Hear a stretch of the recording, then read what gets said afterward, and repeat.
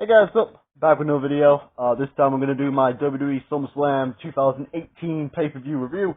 So let's get this underway, shall we? We kicked off the show with Seth Rollins trying to take back the Intercontinental Championship as he takes on the champion Dolph Ziggler in a rematch from Extreme Rules. This time it was a normal match, not a 30-minute Iron Man match. So the crowd couldn't do their countdown this time. And yeah, it was pretty decent stuff. Pretty good opener, fantastic opener actually. We had Dean Ambrose on the outside to keeping Drew McIntyre at bay, so that Dolph Ziggler couldn't, so that Drew McIntyre couldn't help Dolph Ziggler to cheat to retain. And it was a pretty decent effort, and Seth Rollins was able to become the new Intercontinental Champion. So pretty decent stuff. Big thumbs up to that match. And we move on to the next match. Good start to SummerSlam. Next match we had the Bludgeon Brothers taking on the New Day for the SmackDown Tag Team titles. This was an okay matchup. It was really starting to get fun, and then it ended in a lame disqualification when the Bludgeon Brothers just used the hammer to beat up the New Day with a hammer. Kind of lame. Kind of a lame DQ. It brought the match down a little bit for me. And I don't think the Bludgeon Brothers needed to get disqualified. They don't seem that kind of tag team that would get disqualified. Like, they're big and dominant. They don't need to get disqualified. So I didn't like that. It was the match itself was going along just great until the finish, which is a real shame. Moving on, we have Braun Strowman taking on Kevin Owens for Braun Strowman's Money in the Bank briefcase. The briefcase was on the line, and Kevin Owens we're in a match where if Kevin Owens won, he'd get Braun Strowman's briefcase. In no matter what fashion, like if he got counted out, disqualified, Kevin Owens would win the briefcase. This was a squash match. Braun just beat the shit out of Kevin Owens. He threw him around. He threw him he did a choke slam on the steel part of the rampway, which fucking sucked. Oh, that looked like it sucked. And then he chucked him back in the ring, did the running power slam and pinned him. Dominant squash match. It was what it was, with nothing too much to say about it. It was Braun Strowman wrecking folks.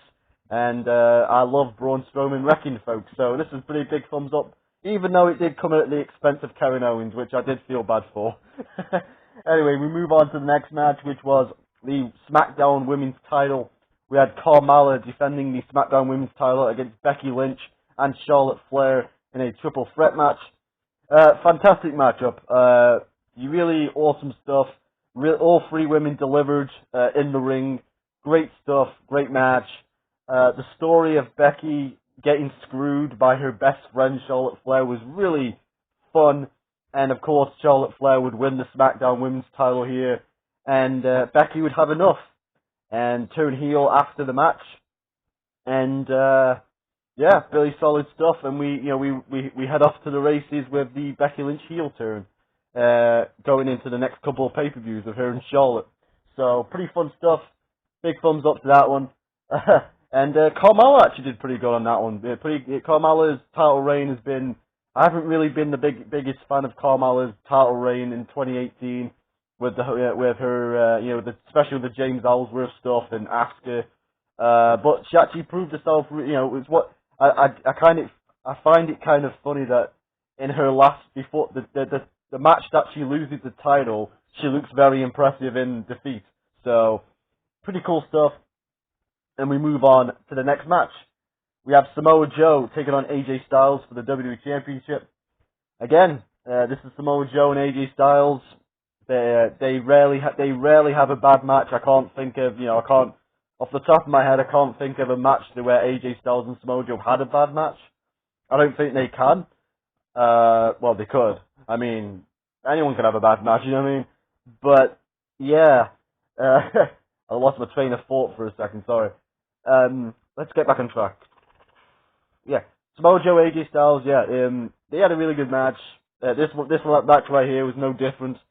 And they've been having great matches since their TNA feud in 2005. So this was no different. And it was a little bit personal this time, where Samoa Joe would bring up AJ Styles' family and make it personal, like saying like Daddy's not coming home, but that Samoa Joe will be the new daddy, and that caused AJ to lose his temper. It was a great match, and but unfortunately ended in a bit of a disappointing disqualification, but understandable considering that Samoa Joe made it personal with AJ Styles, and so we get to see more of these matches going forward, going into the fall of 2018 with Hell in a Cell, the next pay-per-view, Hell in a Cell. So yeah, big thumbs up on that one. AJ Styles and Samoa Joe, any day of the week, hook it into my veins. Good stuff. Next match, we have The Miz versus Daniel Bryan.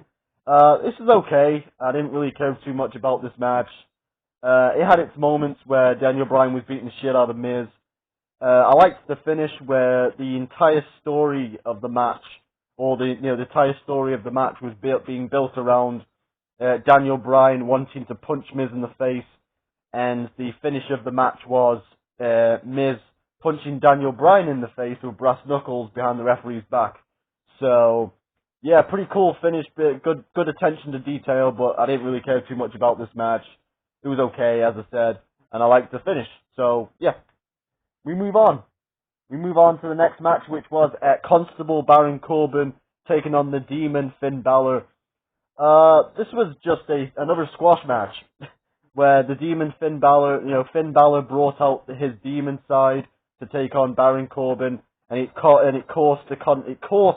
the Constable Baron Corbin by surprise, and Finn Balor was able to take the demon, just rolled right through, slayed. He just rolled right through Baron Corbin and got the win. So pretty dominant win for the Demon. I thought it was a bit silly bringing out the Demon for Baron Corbin, but it is what it is. That's just a bit of a nitpick right there. But I think I just don't think Baron Corbin. I don't think Finn Balor needed to bring the Demon out for Baron Corbin. The more important matches. For Finn Balor to bring the Demon out, but this shouldn't. It was. I understand it was SummerSlam, but I don't think he needed to bring the Demon out to beat Baron Corbin. That's just my opinion. Anyway, but it was very nice to see the Demon Finn Balor's entrance. That was pretty cool. Anyway, next match we have Shinsuke Nakamura defending the United States Championship. Against Jeff Hardy. This was the rematch from Extreme Rules. They actually had the match this time instead of just a low blow in King Shafter. They actually had a match, about a 10-minute match. It was okay. Crowd didn't seem to care, and I think I kind of lost a bit of interest a little bit watching this match because I was just waiting for the last two matches, because it's over almost a 4-hour event. So I just wanted to get this, I just wanted to get the last two matches. I just wanted to get to the last two matches. So it was kind of in the way, and also the fact that this feud between Jeff Hardy and Nakamura wasn't really about Nakamura, it was more about Jeff Hardy and Randy Orton, who, in the build, Randy Orton had just been a menace to Jeff Hardy and trying to take out Jeff Hardy, like kind of going back to his legend killer roots, and he wanted to kill Jeff Hardy, the legend of Jeff Hardy, so... Yeah, so Nakamura was kind of like the third wheel in this match, and I think a lot of fans maybe were waiting for Randy Orton to do something, and he didn't do anything. So Jeff Hardy lost, Nakamura won, and Nakamura would retain the United States title after Jeff Hardy made a mistake, going for the Swanton Bomb while Nakamura was on the apron, and Nakamura moved, and Jeff Hardy crashed and burned, and Nakamura picked up the pieces. And won. It was okay. As I said, it was an okay match, but it didn't. It just felt like an obligated stuff. Like, okay, we need to get the rematch out the way so we can do what we really want to do with Orton versus Jeff, which is a shame. And then of course Orton did come out after the match, walked down the ramp, and then just didn't do anything. He changed his mind and walked back up the ramp, which is a bit odd. But it was what it was. Next match, we have the co-main event. We have Ronda Rousey taking on Alexa Bliss for the Raw Women's Championship. This was exactly what it needed to be. The school bully, the Alexa Bliss. The Barbie. I don't want to call her a Barbie doll. Like the kind of like the popular girl at school kind of stuff, and she picks on the wrong person who thinks, she picks on the wrong person, and the person just whips her ass. And this was exactly that. The popular schoolgirl gets destroyed by the loner MMA woman who that's a bad comparison right there. Sorry guys. Ronda Rousey basically just destroyed Alexa Bliss, and it was just even though I'm an Alexa Bliss fan and I think she's amazing, this was the right result, and it was the right, everything went right with this match. It was the right pace, it was the right length, and just a big fun experience. Even though I did cringe at some of the points where Ronda was bending Alexa's arm in places, in places I don't want to see Alexa's arm bend, you know what I mean? Ronda Rousey wins the Raw Women's title. As we move on to the main event, which was Roman Reigns challenging Brock Lesnar for the WWE Universal Championship. I say that correctly. You do not. I'm not repeating myself. This is the third time on pay-per-view that on this one that they fought each other. Brock Lesnar and Roman Reigns for the WWE Universal Championship. They made it quick. They made it. They didn't drag it out. It didn't go as long as it needed. It went as long as it needed to go. About 6 minutes. They did exactly what they needed to do. Finisher, boom, boom, boom. Get out of there while you still can. Roman Reigns finally slayed the beast to become the WWE Universal Champion. After Braun Strowman, there was a little bit of interthingy with Braun, where he came out at the start before the match and said that he was going to cash in on the winner, and unfortunately that didn't come to play, where Brock Lesnar basically just destroyed him. He destroyed Braun Strowman, and he walked right into a spear from Roman, and Roman won the title. So I would have liked a bit of a better conclusion, where instead of Brock getting distracted, it would have been Roman beating him fair and square rather than be a distraction. But I'm just glad that Roman was able to finally slay the beast, and we can move on from Brock Lesnar versus Roman Reigns in the year 2018. So yeah, pretty cool stuff. For the most part, SummerSlam was fun, and that's how we ended the show with Roman Reigns holding the championship. Never heard from Braun Strowman again after he got destroyed by Brock Lesnar on the outside of the ring. So yeah, fun show. I'm going to give it an 8 out of 10. There was a couple of small bits that really brought it down to an 8 rather than a 9. Some of the DQs and some of the matches that Nakamura, Jeff Hardy didn't really need to be on SummerSlam. But apart from that, solid show. We move on to the next one.